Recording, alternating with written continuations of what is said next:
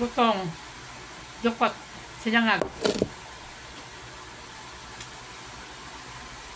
Sili, sibuyas. Tsaka kamatis. Ulam. May ibang ulam. Kain tayo. Sarap pa.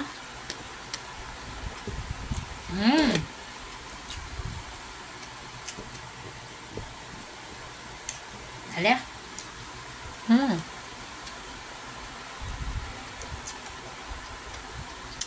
Sili.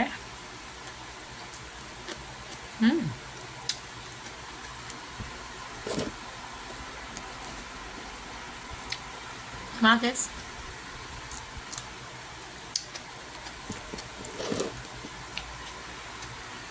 Kain tayo.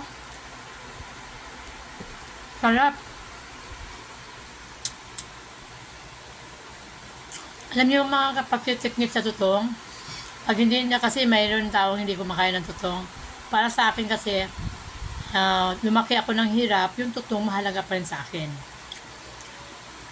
Kaya kung sino man yung hindi kakain ng tutong, swerte nyo. Pero, hindi maganda yun. Kailangan natin talagang kainin. Kahit paano. Kung kayo lang kayang kainin, yung hindi naman masyadong tutong na tutong.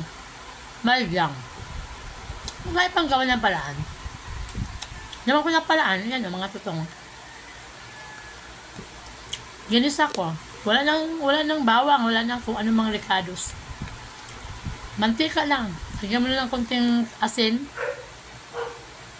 Haluin mo muna dito sa plato or saan mo haluin at saka lagyan mo na ng timpla bago mo na lang isalang at saka haunin mo, diretso. Wala na yung ano-ano. Ang sarap, malinamnam. Tapos lagyan mo ng kamatis, ibabaw. Sili. At wala ka lang ulam, pwede. May makapak sila. Sarap. Mga kapatid.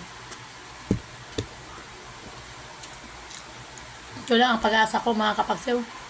Kailangan lang talaga natin maging technique ba. Marunong kayo sa technique kasi pag wala tayong sayang ang mga biyaya sa Diyos. Tatapon lang. Kaya kailangan natin maging maisip tayo kung ano dapat natin gawin para hindi mang sayang yung mga biyaya ng Diyos na pwede naman natin kainin. Kaya gawaan natin ang paraan mga kapagsiw. Lalong-lalo na sa tutong, ng iba dyan, tinatapon na lang, no? Pero sa akin, hindi talaga. Hinayang ako. Kaya, sana naintindihan nyo yung aking insight. Thank you very much, and good morning po.